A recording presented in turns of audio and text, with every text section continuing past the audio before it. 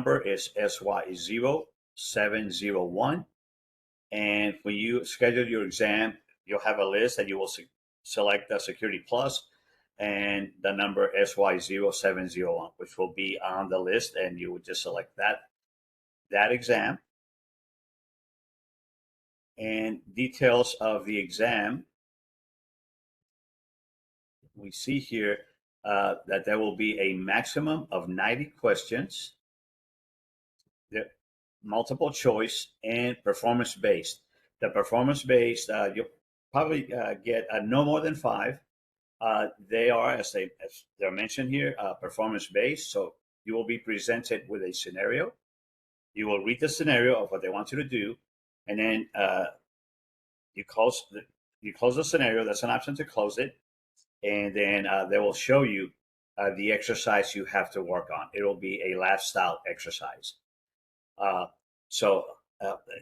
if you need a refresher on the scenario, it has the option to reopen it and read it again. So you can go back and forth from the lab exercise back to the scenario and narrative, and then based on that, you will complete.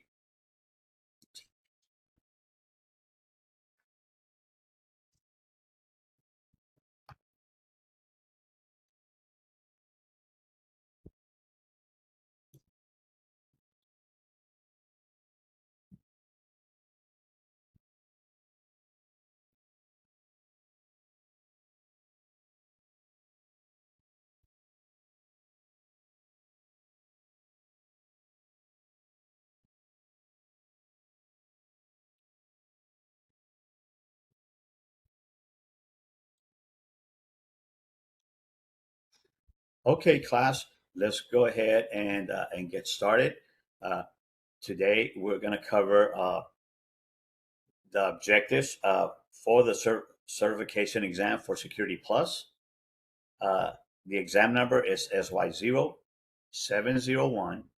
So when you schedule your exam, there will be a list of exams, and of course, you will select the Security Plus exam, the one that's labeled SY0-701. And I tell you this because in case they still have the older version, that would be Security Plus SY0-601. And you want to make sure that you take the latest exam, which is the SY0-701. Okay, let's look at the details for this exam. The exam is going to be a maximum of 90 questions. You will have 90 minutes to complete the exam, which is an hour and a half, and you will have multiple choice and performance-based questions. So again, the multiple choice is going to be the bulk of your questions, and multiple choice, you'll get presented with the question and then the possible answers of A, B, C, or D. The performance-based, also known as PBQs, you'll will get no more than 5 of those, and those are scenario-based. So they will present to you the scenario of what they want you to accomplish, and then they will show you the lab exercise that you will have to do for that PBQ. So it'll just be a hands-on where you go in there and you perform what's being requested in the scenario. Sometimes it could be where you have 2 columns and you have to match the right description on the left to the right option on the right. That would be an example of scenario-based questions. Another one, it could be where they present you a configuration window for an access point, and where they've already told you this is the password that we want. So you would go to that field and fill in whatever password the scenario specified, and then they could tell you the encryption that they want, and then you would go to the right configuration option to do that setting, and so on. So those are going to be your scenario based. So the test will have 5 domains, which is the domains that we covered in the class. As you can see here, you will be on the first domain, domain 1, which is the general security concepts. There will be 12% of the exam will encompass domain one. For domain two, that will be the threats, vulnerabilities, and mitigations. 22% of the exam will be on that on domain two, and then for domain three, there will be security architecture. 18% of the exam will be on security architecture. Domain four will be security operations, and 28% of the exam will be on security operations. And as you can see, that's percentage is higher than the other domains. And then the next higher percentage would be the last one, domain five, security program management and oversight. So let's go ahead and look at each of these domains and look at the different topics that will be included in the exam. Okay, for the first domain, the general security concepts, it's got a lot, that was covered, and you are know most of what you see here. But if you see something that you need to get a refresher on, go ahead and look it up. Go back to your test out curriculum, and then look it up so you can again get more familiar with it. I will show you all that's expected in each of these domains. I won't call out each one, but this will give you very specific on the topics that you need to know, and all the items that go with that topic within that domain. So for the 1.0 general security concepts for topic 1.1 here, compare and contrast various types of security controls. You can see for your categories what those will be, technical, managerial, physical, as you can see there. For the control types, preventive, deterrent, corrective, and compensating and directive. Then on the next topic for that domain will be summarize fundamental security concepts. And again, confidentiality, integrity, non-repudiation, here gap analysis, zero trust, control plane. You can see the subtopics that go with that. Physical security. We all these things we discussed in our lecture. Deception and disruption technology. If you recall, we talked about the honey pots, honey nets, and all that. So for this subtopic of 1.2, this is what you have to know. Let's go on to the next one, which is explain the importance of change management processes and the impact to security. And you can see here, business processes impacting security operations. And then you can see what you have to know regarding this topic here. Okay, ownership, stakeholders, test results, and so on. For the technical implications, you can see here. Allow, a list, deny list. Remember, we talked about, like ACL's access control list, and what traffic will be allowed, what will be denied.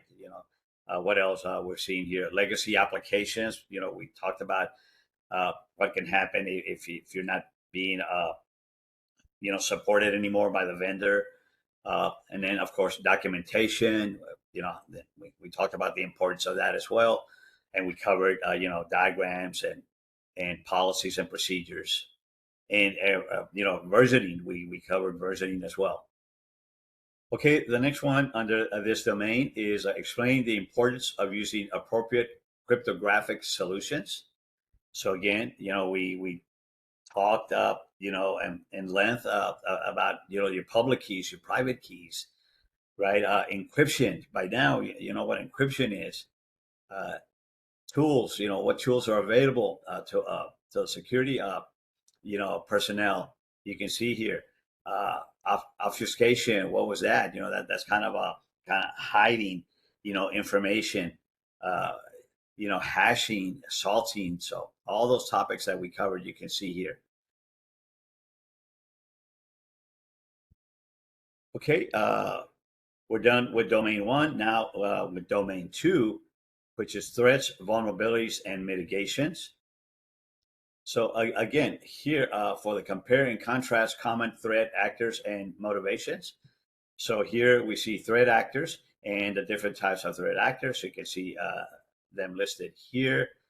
The attributes of the actors, again, you know, example here, internal, external, uh, resources and funding that these threat actors have, their motivations, what are they? You can see a list here. Some could be blackmail, other could be for financial gain, right? If they uh, gain access to credit card numbers or bank account numbers and so on. So, you know, uh, ethical revenge, what are some of the reasons, right? So those are things you'll look at and get familiar with for this specific uh, topic of this domain. Okay, now the next one is explain common threat vectors and attack surfaces. So again, here under message based, you can see email is one of those, uh, file based, voice calls, and so on. Uh, human vectors, social engineering. We talked a lot about that, right? Phishing, vishing, and so on. Pretexting, uh, typo squatting, all these topics, that we discussed. They're here for you, so make sure that you know them, and whichever ones, as I mentioned, that you need to get a refresher on, look it up and get familiar with it. Okay, next one here is explain various types of vulnerabilities. Okay, so here we see here under application, the memory injection, the buffer overflows, operating systems, uh, for hardware, the firmware, right? End of life. We talked about, an operating system not going to be supported anymore. That could be considered end of life, right? It is end of life. Legacy, right? So you're using something that's not supported anymore. And we discussed the dangers that go with that, because if you don't get the support, uh, you're not getting the protections necessary, right, to stop any attacks.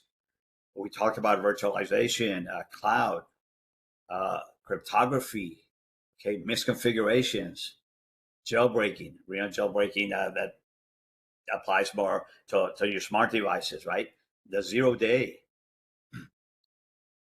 Okay, the next one, 2.4, is given a scenario, analyze indicators of malicious activity.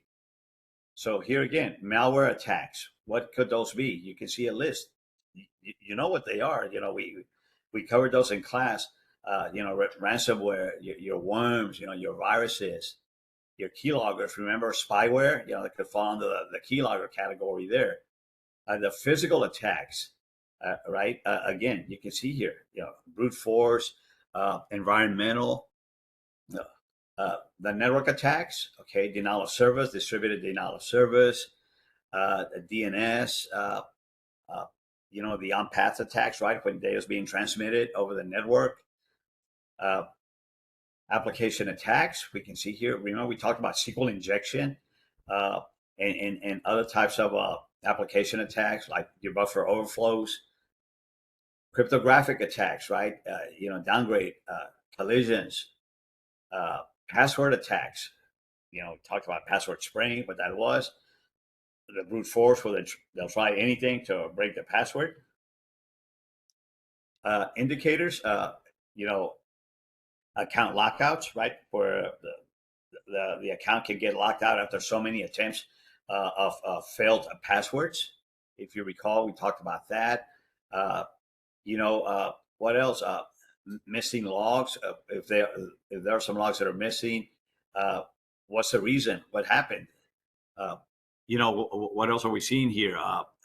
Block content and resource inaccessibility, right? So all of a sudden things get locked out, and the users lose access to that resource. Uh, again, that falls under the availability to the users, right? Remember the CIA mantra, which is confidentiality, integrity, and availability. So again, Some of these indicators here, fall under the availability category. Others, of course, under the integrity, right? If the data gets tampered with, and of course the confidentiality, where the users that are not authorized should not look at the data. All right, next one here is explain the purpose of mitigation techniques used to secure the enterprise. Segmentation, right? We talked about that. Access control list. And by the way, class, some of these, as you can see under the different domains and different topics within the domain, overlap with other domains and other topics as well. Okay, what else? Patching. Remember, we talked about the update. Like Windows updates is a good example of patching. But patching is for anything, for any application you have. It doesn't have to be Microsoft. If you buy something from a vendor, they discover things that need to be fixed. They'll put out a patch. And as you recall, encryption and monitoring, right? Decommissioning, right? In case a computer's not going to be used anymore, it's going to be donated. Remember, things to be on the lookout for. Make sure that the data gets erased, so it doesn't go over to whoever the equipment was donated to. The hardening techniques you can see here, things that can be done to make it hard for the users to break into the network. All right, let's go on to domain 3, security architecture. So here we see compare and contrast security implications of different architecture models.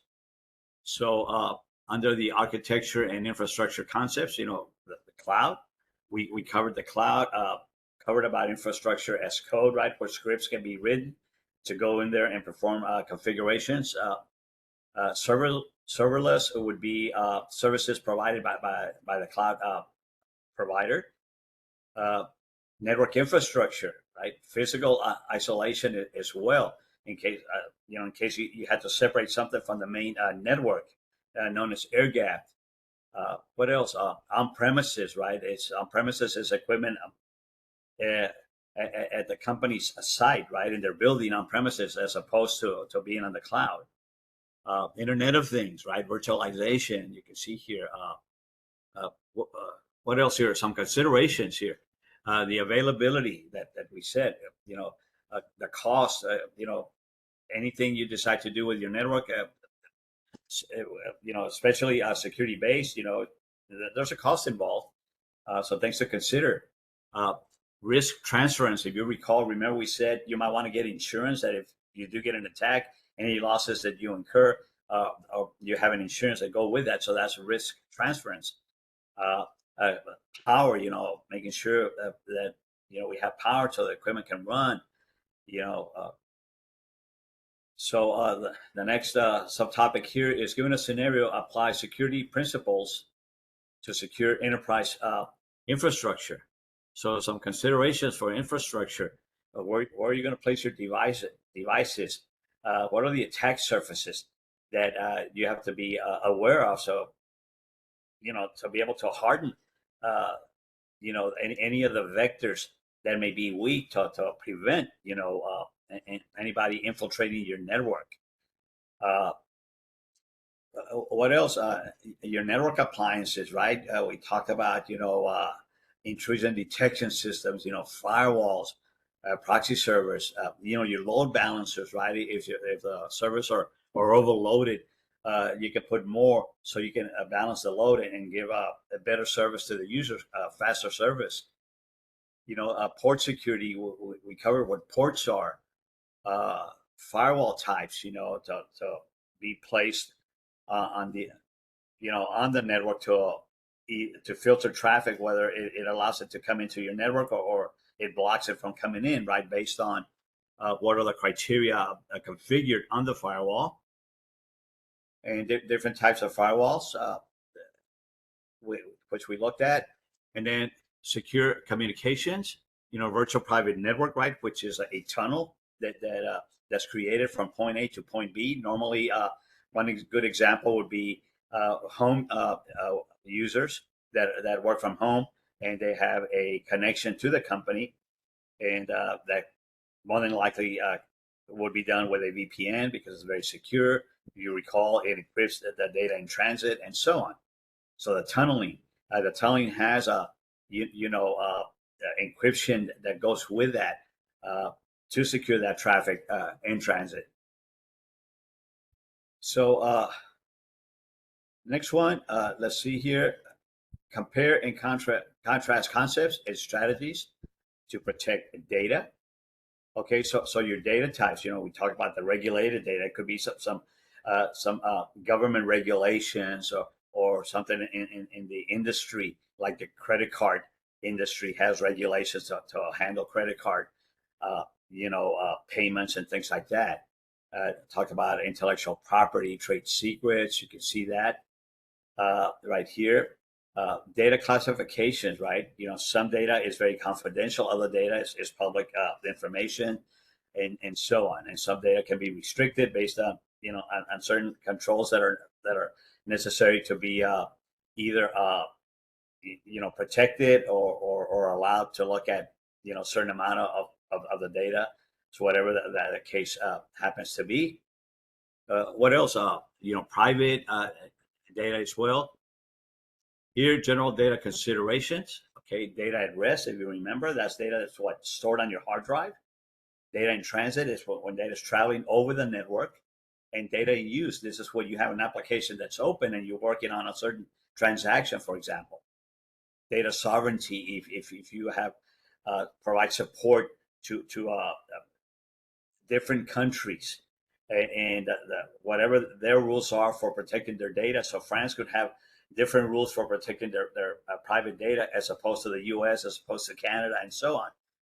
The geolocation, if you recall, the area where the users are operating from, right? What else? Encryption. We talked about that, over and over. Obfuscation to conceal the data so it won't be apparent to most users, only for people that know how to search for that data, which more than likely would be the people that are authorized to look at that information. Segmentation, if you recall, segment your network. So if there is an attack on the network, it's been segmented, so the damage is mitigated, is minimized. So they may cause damage, if you recall, but not to the entire network, only to that segment of the network, that part of the network. Okay, next here is explain the importance of resilience and recovery in security architecture. Okay, high availability. If you recall, we have to make this network available to the users so they can do the work. And some of the ways of doing that is load balancing, clustering, your site considerations. Remember, we talked about actually the last class we had. We talked about a hot site, a cold site, a warm site. Remember that? The hot site is one that's immediately available, which is a second site to the main site. So if there's a disaster, employees move over to the hot site and it's ready to go.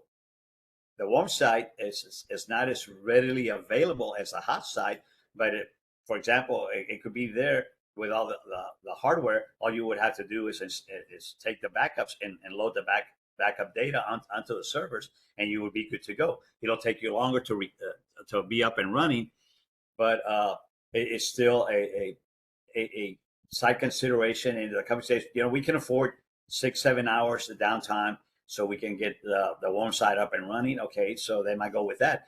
Recall that this is there's cost involved, as we said, when you are implementing security controls and recovery controls. So the warm side is going to be less costly than a hot site, but the company says that suffices for our needs.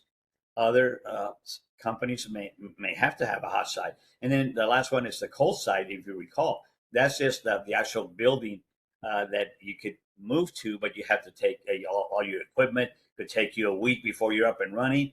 Here again, if this is something that's workable for the company, they might go with the cold site. So again, site considerations.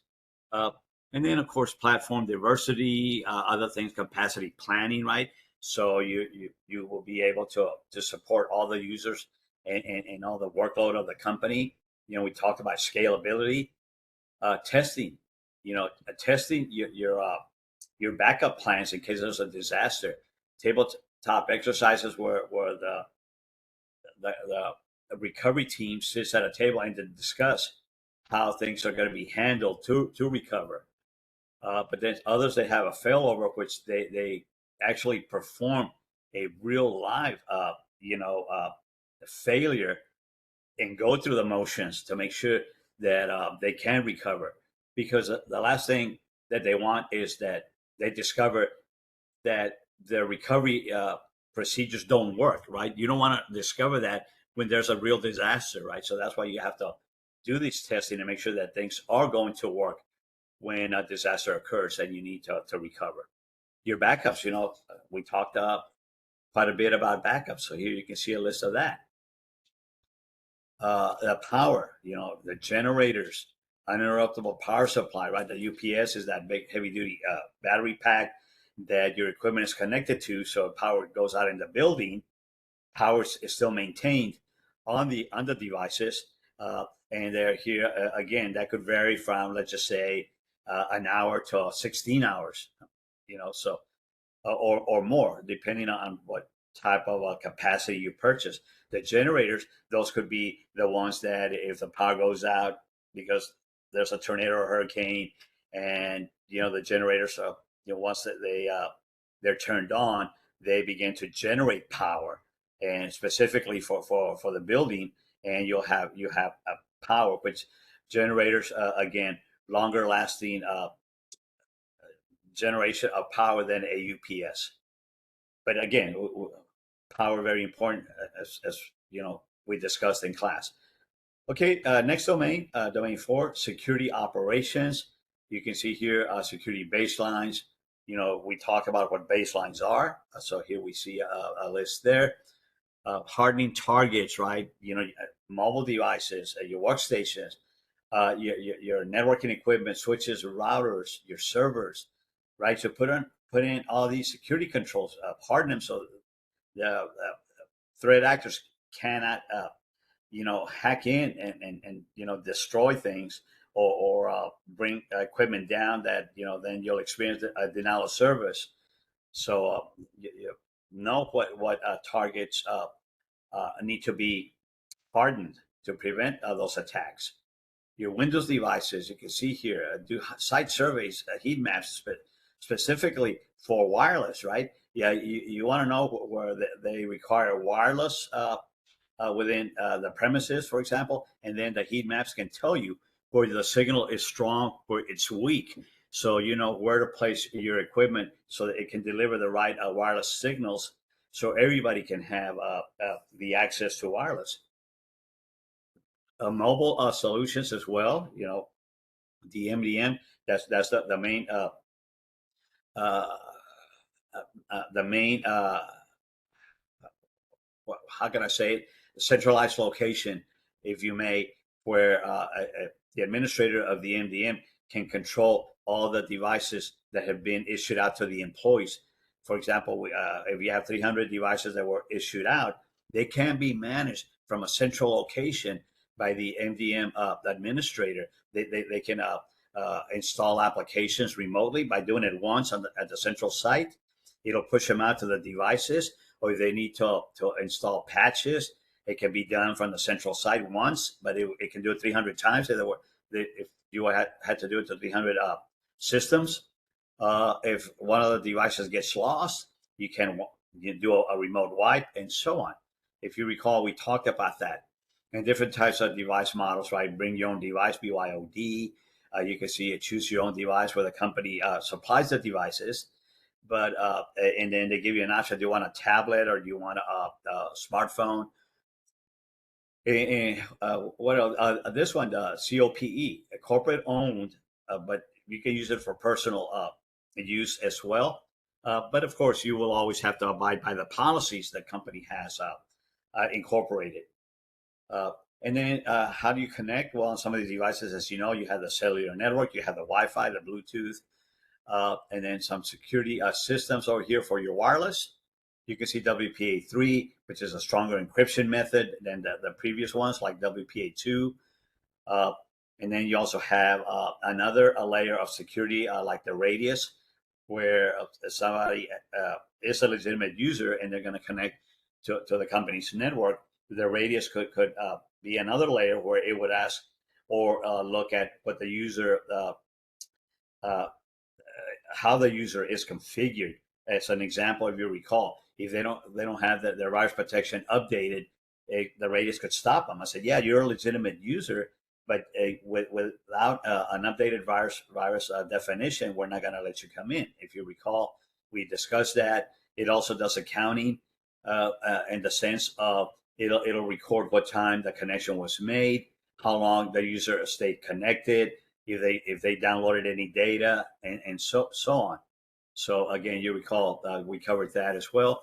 And then again, protocols for encryption, authentication protocols. Here, application security, right? Input validation. If you recall, we talked about something called cross-site scripting, where hackers can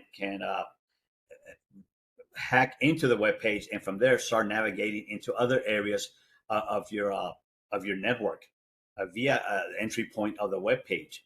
And one way to stop that is, as the example that we used, was that if they have to fill in a certain field, and let's say it's a telephone number, and if they're trying to put in characters, letters, well, that's not valid for a telephone number, remember?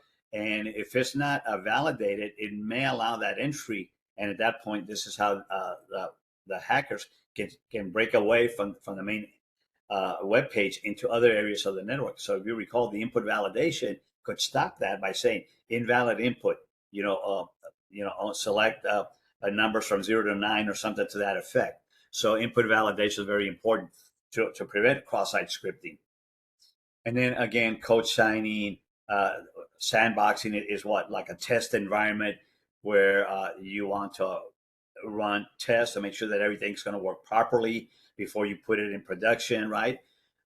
Or if you do catch a certain attack and you need to investigate it further, you might want to take it out of the network and put it into this test environment of the sandbox to be able to do a thorough analysis and find out what that attack does, and what it corrupts in case you have to go back and repair things that got compromised. All right, next one here is explain the security implications of proper hardware, software, and data asset management. So again, acquisition, procurement process, uh, accounting, the ownership, the classification uh, uh, of the asset, and then monitoring, asset tracking, inventory. Always good to keep track of the assets, make sure nothing goes missing, right? Uh, what else? Disposal, decommissioning. If you say, these computers are old, we're going to give them away. Well, what things to consider is what? The data that's on those computers. You want to take it off. You want to make sure you erase that data to the point that it can be recovered. And there was different ways to do that. Degaussing was one of them. Destruction. I said there was some metal shredders that can shred the hard drive, and so on. So again, important thing not to forget, because you don't want the data to go with the donated equipment because that has confidential information. Okay, the next one here is explain various activities associated with vulnerability management.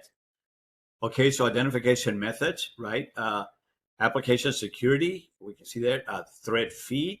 So the thread feed, that one is a good one to know, because if you do have a security thread feed, it could be in real time, you know, telling you what are the latest threads that have been developed that are coming out, and how you go about protecting yourself, things like that. So it's good to always be on top of it, especially in security, because you want to make sure that you harden anything that right away for anything new that comes out. The other one is open source intelligence. If you recall, just public information that these threat actors can start compiling. Like they can go out to the company's webpage and start picking out certain information that is pertinent to their scheme of hacking later on. That just other sites that have public information maybe county records or other things. But again, that's what OSINT comprises. You know, the dark web. The dark web is where the bad things are happening. Where data that gets exfiltrated from a company is sold to competitors, things like that. Or you don't want to find any of your you know files on the dark web, because at that point it's not a good thing, right? So you know make sure that nothing gets stolen, that it begin they begin to market it over the dark web, because there is a lot of transactions that happen there where the data is being sold to others. And then penetration testing, if you recall, you want to make sure that you have strong controls. And one way is to hire somebody, or you can do it from internal users to try to break into your network, right? And of course, not if to destroy anything, uh, but to tell you we were able to get in through these vectors of your network, and now you know what you have to harden to stop any infiltration to your network. Analysis, false positive, false negative. Remember that, where there could be an alert for something that appears to be an attack when in fact it's not. Remember the false positives, false negatives. Uh, there's a scoring system of the different types of possible attacks you can have, and you can put numbers to them, qualitative, or they can be quantitative based on experience. Uh, the risk tolerance. The company says, we are willing to tolerate this much risk, and beyond that, we want to have the right protection. So again, how much risk tolerance? They call that risk appetite. Vulnerability responses. Remember patching, very important, right? You're segmenting your network. Remember breaking it up into smaller subnets. Just validation of remediation, rescanning. Doing auditing. Verifying things, getting reports as well. Even looking at the logs. Okay, next one is explain security alerting and monitoring concepts and tools. So monitoring computing resources, you can see here, right? System, your applications, all your infrastructure, right? Your topology of your network, the activities, your logs, and you can set up alerts to alert you if certain things go up, out of the norm. Scanning, getting reports. If there is an actual, for example, infection, a virus infection, quarantine the systems, get them out of the network. So, stop the infections of other systems. Your tools, we said we have multiple tools we can use. Yeah, you have the antivirus, for example, the data loss prevention, the net flows to see, the data flowing through your network, and so on. Your benchmarks as well, which would be like your baselining. So all this that goes with discovering what's going on. So okay, 4.5 here is given a scenario, modify enterprise capabilities to enhance security. Your firewalls, you already know about firewalls. They can be configured. Intrusion detection system, intrusion protection. We saw that. The web filter. You can also perform web filtering. Implementation of secure protocols, right? So some protocols are secure, others are not. For example, let's just say that you allow remote to somebody remotely access equipment that's inside your network, and a protocol for that could be telnet or SSH. The telnet is unsecured, so, and then the SSH is the secured one, right? So we talked about those. So obviously, the selection of the protocol is going to be the one that's secured. Now, if it's accessing equipment inside the network, where you don't have to worry about somebody, accessing your connection from the outside, then of course telnet will work there. But again, this is something that has to be determined by the text. But nonetheless, protocol selection is important. Your port selections as well. your DNS filtering, right? What pages that can be accessed, what pages should not be accessed. Email security, right? Email is one of the main targets of hackers. They use email, and they can, send something with an attachment that can infect you, and so on. Data loss prevention, and other things to be aware of. The NAC, that's similar to the radius server, where it's an extra layer of security for users that, even though they're legitimate, they can be stopped by the NAC and check for other things. He says, okay, you don't have the latest virus protection, or the only ones that are allowed to connect remotely are the accountants, and you're in a different group. You're in the sales group, so we're going to block you, and so on. Okay, 4.6 here is given a scenario, implement and maintain identity and access management. Okay, so the provisioning, remember, for example, user account, if employees get hired, you're going to have to provision their user accounts and permissions and other things like that. If they quit the company, deprovision. And of course, permissions, identity proofing, and federation, where it has a single sign-on where you can sign on one time and you can go to different parts of the network without having to have multiple user ID and passwords. The LDAP is where the directory where all the objects of your network are stored, right? Or also the emails are stored in an LDAP format database. So again,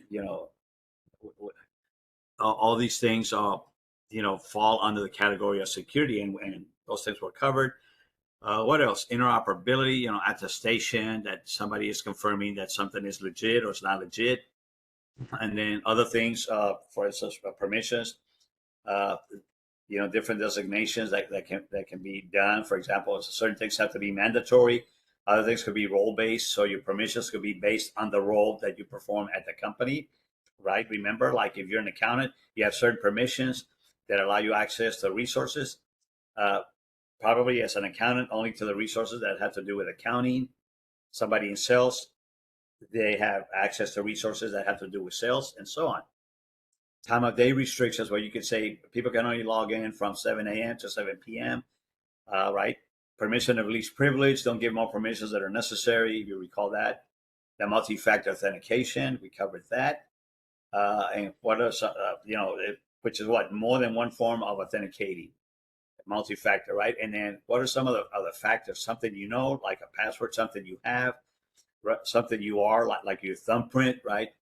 Something you have could be a token, and somewhere where you are. Remember, we talked about geolocation, where uh, accessing the network will be allowed if you're within, let's say, the Houston metro area. But if somebody's trying to log in from New York, it will not be allowed. So we covered uh, all those factors. And then your password, complexity, the length of the password, reusing expiration, so on. We looked at that. And then the privileged access, password vaulting, where you could have the administrator password, which has the access to the entire network, right? That password, you want to protect it and not give it to anybody. Only in cases where you need it, you can go and use that to get to certain parts of the network that with your credentials you could not. But recommendation, if you recall, was every user, even if you're a technician with escalated privileges, make your own user ID and password. Don't use the administrator passwords. Put that in a safe place. They call that password vaulting. Uh, Ephemeral credentials, right? We talked about, like one-time passwords, or OTP, and so on. This domain is a big one, as you can see. Here is explaining the importance of automation and orchestration. And this is where you're automating manual processes to make them more efficient. And this is done by scripting, writing the scripts, which replaces the manual user commands that will be typed in, and then it performs whatever task that needs to be performed. It's more efficient, does it a lot faster. It avoids making a mistake, on the keyboard where you type in the wrong thing by mistake, and so on. And some of the benefits: efficiency, time, enforcing baselines, reaction times. Because let's say there's an alert and there's a real attack, and we have to do the process manually. By the time we get the alert and we go look at the log to see what the alert is all about, and then we analyze it. Then we have to go to the equipment that's being attacked, and then we have to log in and start searching. Right? How long is that going to take? If you had it in what's called SOAR, SOAR, which is automation and orchestration, as soon as something happens, all those processes that were done by the human are now done by this automation scripting, and it'll be very very fast. So very efficient. So the reaction time again is very fast, and if there's a real attack, you get to stop it much sooner than if we had to do it manually. So again, we talked about that the term that what was in the book as SOAR, right? So the 4.8 here is explain appropriate incident response activities, right? So this is about what there is an attack, the process, preparation, detection, the analysis, the containment, the eradication, right? So all these are the steps that have to be done to respond to some type of incident. That the training, testing, we talked about tabletop exercises earlier. Make sure that all that has been done, so you can react quickly and make sure that you're stopping or recovering of the incident, or going to function, they're going to work. Find out why the attack was successful. You can also do threat hunting. Go in there beforehand and start looking for anything that's vulnerable, where it could be a threat to your company. We talk about legal holes in case that there is an attack, and you want to collect evidence in case you plan to catch the attacker. Hopefully, they can be caught, and you plan to prosecute in court. So again, some of these things, come into play, like legal holes. So if you're going to use the attack on a server, that means you can't use that server until the court date comes up. So show it as evidence.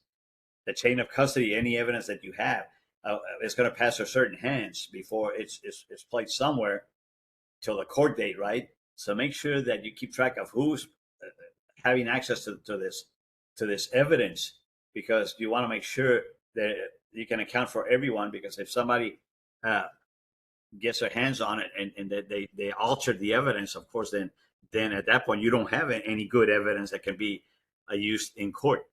So again, all those things were discussed. And next one again is given a scenario, use data sources to support an investigation. Your logs, remember the importance of the logs, different logs that we have.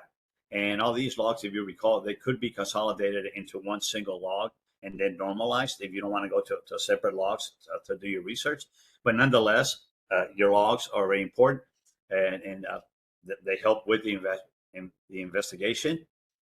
Data sources as well, your scans, your automated reports, any of the dashboards, and any packet captures if you want Wireshark to capture packets that were going through the network.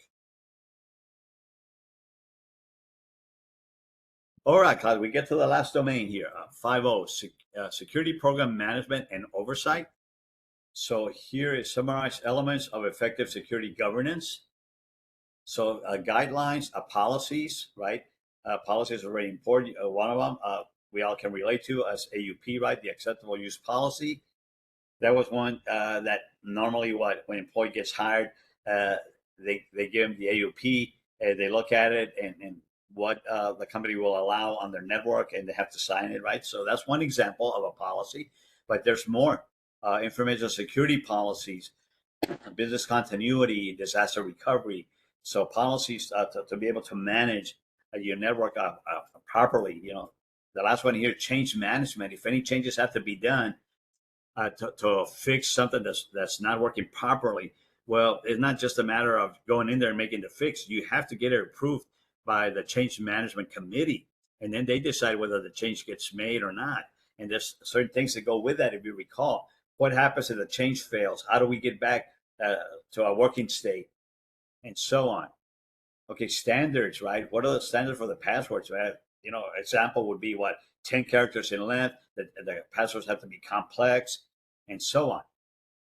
Procedures, as we said, change management, external considerations, regulatory, any government regulations that we have to abide by, any industry uh, standards.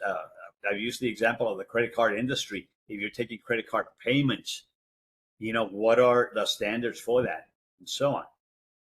And then monitoring and revision. Uh, Again, types of governance structures, boards, committees. I use the example of change management. Change management cannot just a change cannot just be done. It's got to go through the change management committee, and they have to see whether the change gets done or it doesn't get done.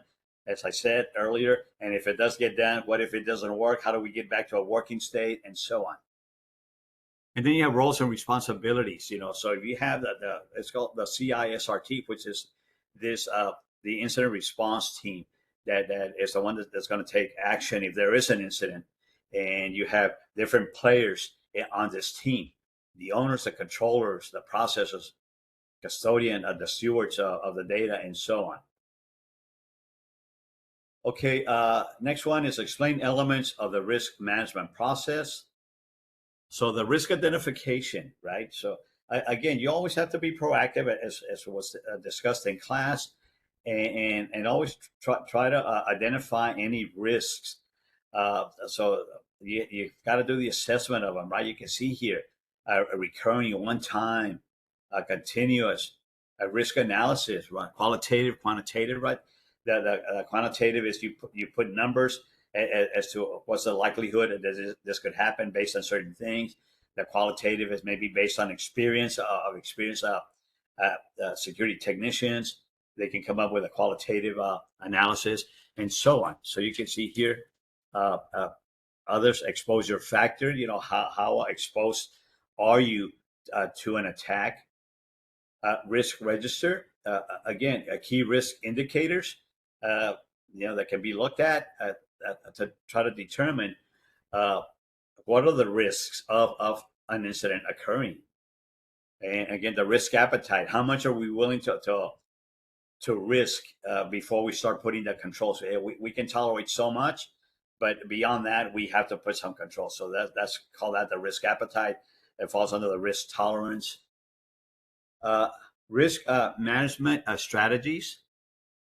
Again, we already said you can transfer the risk by getting insurance, right? You can accept the risk, right? Or you can accept a certain amount of the risk, which would be your risk appetite, and so on. The best thing here is what, to avoid the risk, but if you can't avoid it, mitigate it, make it, try to minimize the damage that can be done. So put, all these controls that could keep the damage to a minimum.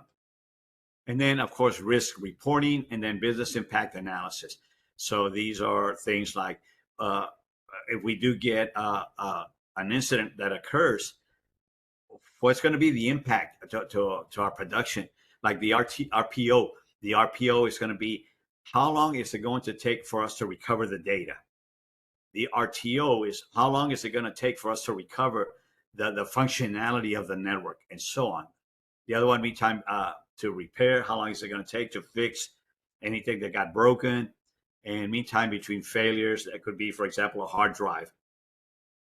That are rated, for instance, they say that the hard drives, lifespan of them could be 5 years. So that could be considered a meantime between failures. Okay, explain the processes associated with a third-party risk assessment and management. Again, companies go into partnerships and they want to make sure that everything's going to be workable for both parties. And you got to assess your vendor, make sure that they have good security controls, because if they have your information, because you're partnered with them and they have to do certain things for you, you want to make sure that they have good security controls, because you may have the strongest security controls and they may not. And if they have access to your data and they break into their network, then they're going to get to your data, right? So make sure that the partners comply with your expectations of security, for example. So again, here you can see all that. The vendor selection, again, due diligence, make sure that the vendor will meet your expectations. Agreement types, we saw multiple of those last time, as a matter of fact, in the last lecture. The service level agreement, the memorandum of agreement, MOU, memorandum of understanding, that was just the two parties come to an understanding of what's expected of each other. That was not legally binding, but it's a start. And then again, you have a statement of work, and you have non-disclosure, right? If you get some confidential information, don't go and disseminate to somebody else. And then the business partner agreement is like the big agreement that covers all these things that are expected. So again, just know about those as well. Monitoring of your vendors, and again, what are the rules of engagement between the two parties? 5.4 is summarize elements of effective security compliance. Again, compliance reporting. Some things have to be reported to government agencies. Could be one of them. You have two types of reporting. The internal could be maybe to the management of the company. And then consequences of non-compliance. We talked about that as well. So make sure that everything that's being done with the security processes are in compliance with what the entities, external entities, are requiring. Again, one more time, if it's a government regulation, make sure that you're compliant with that, because those fines can get pretty hefty. I believe we saw some of those fines to be in the millions of dollars. So you want to avoid all that. So consequences of non-compliance. Okay, make sure you're doing everything correct. Compliance monitoring. So do monitor to make sure that you're in compliance. Sometimes maybe you could fall out of compliance, and maybe not intentionally, but nonetheless, the fine's going to be there. They don't care if it was not intentional. And then privacy, protecting, the assets, example, the data. So again, what are the legal implications if the data gets accessed by non-authorized users, or what are the implications of that? Are you going to get sued? You're going to lose your customers, or what's going to happen? Data subjects, controller versus processor, right? These are the people that are handling your data. The ownership, who's the owner of the data? Are you providing support to users in France? Well, the owners of the data are under the sovereignty of France. So you have to abide by the regulations of the French government. So all these things to consider. And then data inventory and retention. Remember, we talked about retention, where certain data, again, mandated by the government, that you have to retain it for 5 years. Let's say that data is not being used anymore because those customers are not your customers anymore. You have to retain the data regardless for 5 years, and then after 5 years, that data can be disposed. We discussed that. And then the right to be forgotten, so other things that are not going to be needed anymore. Types of purposes of audits and assessments. Again, attestation, somebody saying, yeah, we looked at your network and all your controls that you have, and you are in compliance, for example. Internal compliance audit committees. You can do auditing internally, and then there's also auditing externally, and then the company chooses which one. With the internal auditing, external entities might see that as, well, that's a little bit biased, right? Because it's an internal audit, and you might kind of fudge things a little bit here and there. The external is more credible, right? Especially to the external parties, because it was somebody that doesn't have an interest in your company. They're external, and they could be unbiased, and they can state the facts 100% the way they are. Even though the internal audits might still do the same thing, but it's, it carries that connotation of, hey, maybe you cheated a little bit here and there to look better. And then penetration testing, again, we mentioned this already. Like I said, some of these topics within the domains overlap. And we know what that's for, right? Is to see if there's any weak points in your network and they get discovered. And then uh, the security admins or the company get alerted to that. And then they go in there and they put in stronger controls to not allow unauthorized people to come into your network.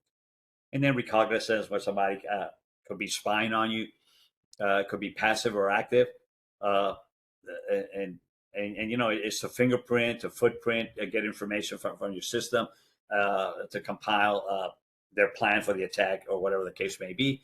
But recognizance is studying your network to put things together and figure out how they can break into your network.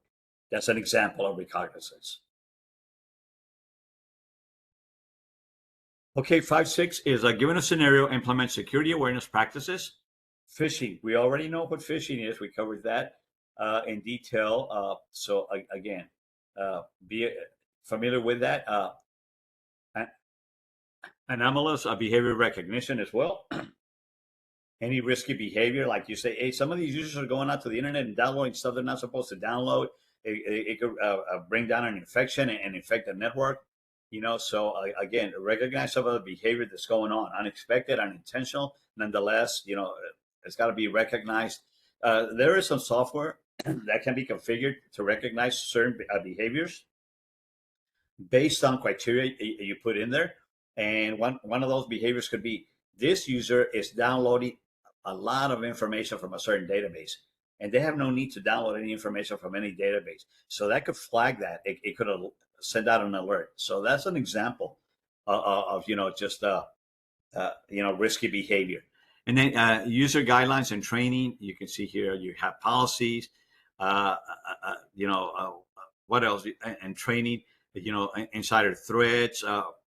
Important to recognize those. Password management. You can see social engineering. Be aware of that.